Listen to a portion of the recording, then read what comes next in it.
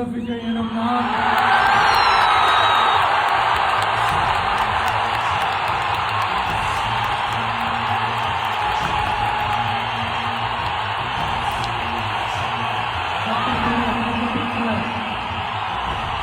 இந்திய அரசியல் அமைப்பின்பால் உண்மையான நம்பிக்கையும் மாறாப்பற்றும் கொண்டிருப்பேன் என்றும்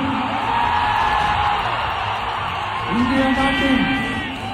ஒப்பில்லாத முழு முதல் ஆட்சியையும் ஒருமையையும் நிலைநிறுத்துவேன் என்றும் தமிழ்நாட்டு அரசின் முதலமைச்சராக உண்மையாகவும் உளச்சான்றின்படியும்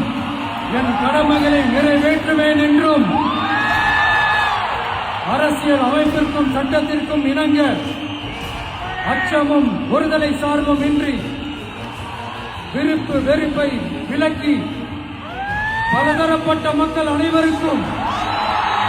நேர்மையானதை செய்வேன் என்றும் ஆண்டவன் மீது ஆணையிட்டு உறுதி